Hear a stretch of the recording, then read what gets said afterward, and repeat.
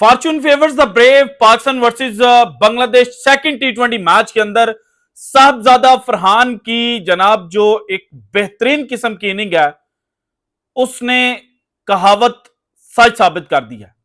वो साहबजादा फरहान जो डोमेस्टिक के टॉप रन स्कोरर थे और इस साल पीएसएल सीजन 10 की ड्राफ्टिंग के वक्त उनको किसी टीम ने पिक नहीं किया था, लेकिन बाद में नेशनल टी20 कप के अंदर जो उन्होंने तबाही मचाई, इस्लामाबाद यूनाइटेड ने उनको पिक किया और पिक करने के बाद उनको पहले ही मैच के अंदर चांस मिला और पहले मैच के अंदर वो उस चांस को अवेल नहीं कर पाए। लेकिन बाद में जो इनिंग्स उन्होंने पीएसएल सीजन 10 के अंदर खेली, उनकी वजह से उनको पाकिस्तान क्रिकेट टीम के अंदर कमबैक करने का मौका मिला और कमबैक मैच पर 6 छक्कों के साथ जनाब साहबजादा फरहान ने 74 रन स्कोर किए हैं 180 के स्ट्राइक रेट के साथ। लोग बात कर रहे हैं कि साहबजादा फरहान के कैचेस बहुत ज्यादा छूटे, लेकिन भाईजान यही तो बात अक्सर की जाती थी बाबर आजम के हवाले से कि देखिए बाबर आजम जब भी आउट होते हैं तो उनको कभी सेकंड चांस नहीं मिला। और फिर साथ एक लाइन बोली जाती थी कि बाबर आजम को सेकंड चांस इसलिए नहीं मिलता क्योंकि Babar Azam दलेराना modern day fearless cricket नहीं खेलता। और आज जब साहबजादा फरहान ने फियरलेस क्रिकेट खेली है तो फिर किस्मत जो है उसने भी उसका साथ दिया।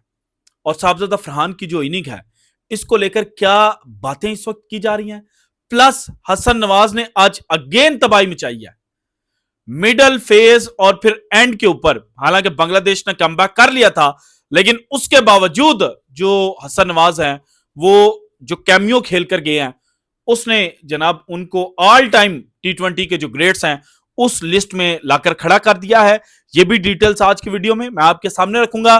देन पाकिस्तान क्रिकेट टीम की बॉलिंग लाइनअप और पाकिस्तान क्रिकेट टीम का जो करंट सेट ऑफ प्लेयर्स बनता हुआ दिखाई दे रहा है, इसी को देखकर यह कहा जा रहा है कि 2026 का टी20 वर्ल्ड कप पाकिस्तान जीतेगा। So all in all Pakistan versus Bangladesh second T20 match के अंदर क्या कुछ हुआ और उसके बाद क्या बातें की जा रही हैं, ये सारी डिटेल्स आज की वीडियो में मैंने आपके साथ शेयर करनी है। लेकिन सबसे पहले, बदलता है रंग आसमां कैसे कैसे, ये लाइन मेरे जहन में बड़ी देर से गर्दिश कर रही थी और मैं इंट्रो इसके साथ लेना चाहता था, लेकिन मैं जो पाकिस्तान क्रिकेट टीम की जीत है ना, और इस जीत का जो रंग है ना, और इस जीत का जो मजा है ना, वो खराब नहीं करना चाहता था। इसलिए मैंने कहा कि इंट्रो के बाद बदलता है रंग आसमां कैसे कैसे, ये हकीकत आपको बताऊंगा। So ladies and gentleman, Pakistan cricket team के साबिक कप्तान बाबर आजम,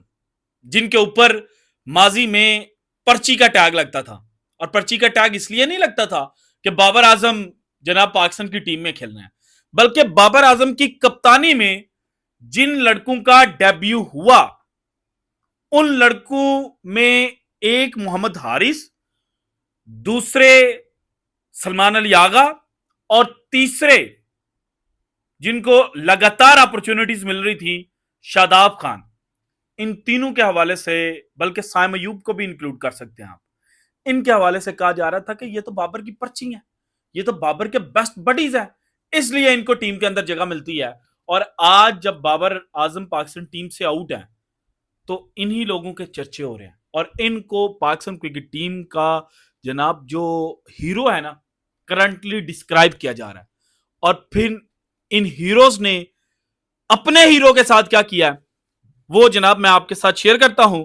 सो first of all, Mohammad Haris, जिनके लिए बाबर आजम ने अपनी ओपनिंग स्लॉट भी छोड़ी थी इस पीएसएल सीजन के अंदर, उस मोहम्मद हारिस ने जिस के लिए बाबर आजम को सिफारशी और यारी दोस्ती को परवान चढ़ाने के इल्जामात लगते थे, उस मोहम्मद हारिस ने आज बाबर आजम को, अपने साबिक कप्तान को, इंस्टाग्राम की जो अपनी फॉलोइंग लिस्ट है उससे रिमूव कर दिया। और ना सिर्फ रिमूव किया है, बल्कि जो तस्वीरें बाबर आजम के साथ इंस्टाग्राम के ऊपर पोस्ट की हुई थी वो सारी की सारी पिक्चर्स डिलीट कर दी गई हैं। सेकेंडली, सलमान अली आगा, इन्होंने भी बाबर आजम जो इनके हीरो हैं और जिनकी कप्तानी में इनका डेब्यू हुआ था और इनकी वजह से जिसको यारी दोस्ती और ग्रुपिंग के इल्जामात सुनने पड़े थे, उस सलमान अली आगा ने भी बाबर आजम को अपनी इंस्टाग्राम फॉलोअर्स की जो लिस्ट है, जहां पे पहले सलमान अली आगा फॉलो कर रहे थे बाबर को, लेकिन अब सलमान अली आगा भी बाबर आजम को अनफॉलो कर गया। सो बदलता है रंग आसमां कैसे कैसे, अब आपको पता चल गया होगा। फिर बाबर आजम अब नहीं आने वाला, ये करंट मैनेजमेंट की सोच भी यहां हो गई है। दो खिलाड़ियों का एक ही दिन साबिक कप्तान को अनफॉलो करना, ये इंडिकेट कर रहा है कि जनाब अब पाकिस्तान क्रिकेट टीम की जो क्यादत और पाकिस्तान क्रिकेट टीम के जो चेहरे मोहरे है ना, और पाकिस्तान क्रिकेट का जो इस वक्त का करंट सिस्टम है, वो बाबर आजम को अपना नहीं रहा, और बाबर आजम से अब दूरी जनाब वो इख्तियार करने जा रहे हैं। सो इसीलिए बाबर आजम के चांसेस कम है कि वो पाकिस्तान की जो T20 सर्किट है और T20 टीम है उसमें वापसी कर सके। अब आते हैं Pakistan versus Bangladesh second T20 match की जाने। पाकिस्तान ने बैटिंग फर्स्ट की, टॉस जीता और 201 रन का जो टारगेट है वो पाकिस्तान ने सेट किया, 202 रन। अगेन लास्ट मैच की तरह बांग्लादेश ने चेस करने थे और बैक टू बैक 200 जो है वो पाकिस्तान क्रिकेट टीम ने स्कोर किए। और जो जनाब स्टैट्स शेयर करने वाले हैं उनके मुताबिक ये 8 साल के बाद पहली दफा हुआ है कि पाकिस्तान ने बैक टू बैक 200 जो है वो T20 मैच के अंदर स्कोर किया है। और in reply to Pakistan 201 Bangladesh got all out on 144। So 57 run से पाकिस्तान ने यह मुकाबला जीत लिया है। और पाकिस्तान की जानिब से जनाब एक चेंज आज देखने को मिली थी, फखर जमान की जगह साहबजादा फरहान जो है वो ओपनर आए और दूसरे एंड के ऊपर साइम अयूब थे। साइम अयूब अनलकी रहे, पहले मैच के अंदर भी जनाब उनकी अपनी गलती थी, सेकंड मैच के अंदर वो रन आउट हुए, उनका पांव फिसल गया और वो क्रीज में वापस नहीं पहुंच पाए।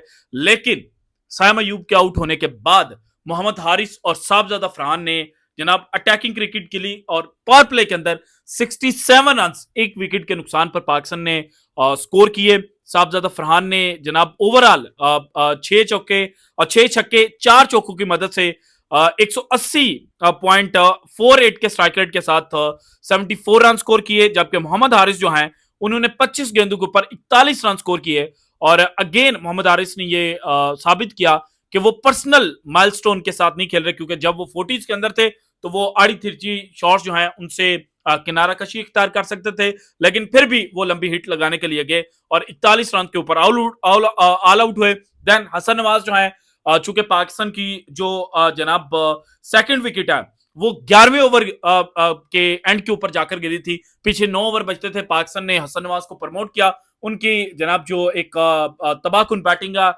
उससे फायदा उठाने की पाकिस्तान ने कोशिश की और फिर पाकिस्तान कामयाब भी हुआ, क्योंकि हसन नवाज ने भी 3 छक्कों और 2 चौकों की मदद से 26 गेंदों के ऊपर 51 रन स्कोर किए और ऑलमोस्ट 200 के स्ट्राइक रेट के साथ इन्होंने बैटिंग की है, नॉट आउट रहे। जबकि सलमान अली आगा जो लास्ट मैच में नंबर 4 पोजीशन पर आए थे, आज नंबर 5 पोजीशन पर आए और इन्होंने जनाब 12 गेंदों के ऊपर 19 रन स्कोर किए और 3 चौके इन्होंने लगाए, छक्का ये नहीं लगा पाए और ये भी जो आड़ी तिरछी शॉट है वो खेलने के लिए गए थे, लेकिन हसन महमूद की गेंद पर एलबीडब्ल्यू हो गए। देन लास्ट मैच के हीरो शादाब खान जो है वो आज हर गेंद को बाउंड्री पार फेंकने की कोशिश कर रहे थे और हार्ड हिटिंग की कोशिश में जनाब वो गेंद को मिडल भी नहीं कर पा रहे थे और 10 गेंदों के ऊपर उन्होंने 7 रन स्कोर किए। जबकि फहीम अशरफ जो आखिरी ओवर के अंदर बैटिंग करने के लिए आए थे, इन्होंने 2 गेंदें खेली और लंबी हिट लगाने के लिए गए, लेकिन ये भी एंड के ऊपर आखिरी गेंद के ऊपर कैच आउट हो गए। सो पाकिस्तान ने 201 रन स्कोर किया और जब 202 रन चेस करने के लिए बांग्लादेशी टीम आई तो पहला ओवर अनएक्सपेक्टेडली सलमान अली आगा ने किया और सलमान अली आगा को 17 रन पहले ओवर के अंदर लगे। सेकंड ओवर हसन अली करने के लिए आए और 15 रन उनको लगे। सो 2 ओवरों के अंदर 32 रन बांग्लादेशी टीम ने हासिल कर लिए थे, लेकिन फिर पाकिस्तान ने जनाब कमबैक किया और वो बांग्लादेश जो एक वक्त में 44 रन के ऊपर एक खिलाड़ी आउट थे, वो जनाब पावर प्ले के एंड पर बिल्कुल उनकी जो बैटिंग लाइनअप है वो तहत नहस पाकिस्तान की बॉलिंग लाइनअप ने करके रखती थी और पाकिस्तान की जानिब से जनाब हसन अली ने 2 ओवर किए 21 रन देकर एक खिलाड़ी आउट किया, जबकि फहीम अशरफ जो हैं उन्होंने 2 ओवर किए 8 रन देकर एक विकेट उनके खाते में आई। हारिस रऊफ महंगे साबित हुए, लेकिन 2 ओवर 23 रन देकर 1 विकेट इन्होंने भी हासिल की। और इब्रार अहमद, लास्ट मैच के अंदर इनको फैंटी लगी थी, आज इन्होंने 4 ओवर किए 19 रन देकर 3 खिलाड़ी आउट किए। Then Shadab Khan 2 over 13 run देकर 1 विकेट। खुशदिल शाह अगेन जनाब जो विकेट का कॉलम है उसमें 1 नंबर जो है वो दर्ज करवा के गए। लास्ट मैच में भी उन्होंने 1 विकेट जो है वो हासिल की थी। जबकि साइम अयूब जो है इन्होंने 2 ओवर किए 14 रन देकर 1 खिलाड़ी इन्होंने भी आउट किया। और पाकिस्तान ने इजीली 57 रन जो है उनसे मैच जो है वो जीत लिया। और अब पाकिस्तान क्रिकेट टीम को देखा जाए, परखा जाए। देखिए, मैं ये चाहता था, कल भी मैंने ये बात की थी कि फखर जमान की जो बेस्ट यूटिलाइजेशन है ना, वो पाकिस्तान मिडल ऑर्डर के अंदर कर सकता है। नंबर 4 के ऊपर आप उनको स्लॉट इन कर सकते हैं, जहां पे आज हसन नवाज बैटिंग करने के लिए आए। सलमान अली आगा को आप बेंच के ऊपर भी बिठाकर चीजें ट्राई आउट कर सकते हैं कि आया आपका जनाब जो ये नया सेट है वो किस तरह से परफॉर्म करता है। क्योंकि आपके पास साहबजादा फरहान साइम अयूब की शक्ल में बेहतरीन ओपनर है। साइम अयूब इसलिए बेहतरीन ओपनर है क्योंकि अभी वो इंजरी से वापस आ रहा है, रन स्कोर नहीं किए उसने, लेकिन फिर भी वो माजी में जिस तरह से परफॉर्मेंस दे चुका है, जो पर्पल पैच हमने ऑस्ट्रेलिया, जनाब जिम्बाब्वे, देन साउथ अफ्रीका के अंदर देखा था, वो पर्पल पैच अगर साइम अयूब का वापस आ गया तो पाकिस्तान के पास तो तबाही तबाही किस्म के जो प्लेयर्स हैं वो होंगे। देन नंबर 3 पे आपके पास मोहम्मद हारिस है। नंबर 4 पे आप फखर जमान को ट्राई आउट करें। नंबर 5 पे हसन नवाज और नंबर 6 पे आप शादाब को। सो आपकी जो पहले 6 खिलाड़ी हैं, बल्कि 7 पे कुछ दिल आ गया, 8 पे फहीम अशरफ आ गया, या आप जो बैटिंग ऑर्डर है वो चेंज भी कर सकते हैं according to the situation of the match. So आपके पास ये जो 8 खिलाड़ी हैं ना, अगर इनमें से एक खिलाड़ी भी विकेट के ऊपर ठहर जाए तो वो अकेला ही मैच को खत्म कर सकता है। और फिर पाकिस्तान के जो बॉलिंग लाइनअप है, इब्रार आपके पास है, साइम अयूब, खुशदिल शाह भी आपके पास पार्ट टाइमर की सूरत में मौजूद हैं, और देन आपके पास फास्ट बॉलर्स, अभी शाहिनशाह अफरीदी नहीं है और शाहिनशाह अफरीदी ने भी वापस आना है। देन हसन अली भी बॉलिंग में पहले ओवर के अंदर उनको 15 रन लगे, लेकिन सेकंड ओवर के अंदर उन्होंने भी कम बैक किया। फहीम अशरफ भी बेहतरीन किस्म की बॉलिंग करते हुए दिखाई दे रहे हैं। सो पाकिस्तान के पास जो गिवन मैचेस हैं, अब एक match against Bangladesh, then Asia cup से पहले पाकिस्तान के पास तकरीबन 7 से 8 मैचेस हैं। देन T20 वर्ल्ड कप से पहले अगर देखा जाए ओवरऑल मैचेस की तादाद, तो पाकिस्तान के पास तकरीबन 20 के करीब मैचेस बनते हैं, और 20 मैचेस में आप अच्छी खासी बेंच स्ट्रेंथ और टीम जो है वो बना सकते हैं। और पाकिस्तान ने चूंकि एशियन कंडीशंस में खेलना है, और एशियन कंडीशंस में जिस तरह से आज पाकिस्तान वर्सेस बांग्लादेश मैच की कंडीशंस थी ना, इसी तरह की कंडीशंस मिलेंगी आपको। जो विकेटें हैं वो बैटिंग के लिए साजगार मिलेंगी, और अगर बैटिंग के लिए साजगार नहीं है तो स्पिनर्स के लिए वो साजगार होंगी। और पाकिस्तान के पास जनाब ऐसे बैट्समैन आ गए हैं जो आपको किसी भी दिन 2 से 3-3 ओवर जो हैं वो बतौर स्पिनर करके दे सकते हैं, और आपको कामयाबियां भी दिलवा सकते हैं। सो इसीलिए इस वक्त ये बात की जा रही है कि देयर आर हाई चांसेस कि पाकिस्तान जो है वो T20 वर्ल्ड कप 2026 के अंदर जो सरप्राइज है वो दुनिया क्रिकेट को दे।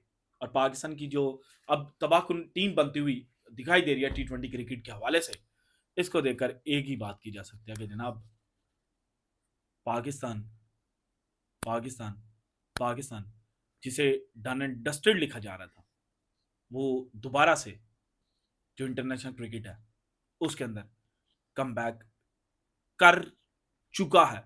कर रहा है नहीं, कर चुका है। ये वर्ड आप नोट कर लीजिएगा आज की तारीख के साथ। This is it from today's episode. अगर आपको वीडियो पसंद है तो लाइक कीजिएगा, ज्यादा से ज्यादा शेयर कीजिएगा, और अगर आपने अब तक चैनल को सब्सक्राइब नहीं किया तो कर दें।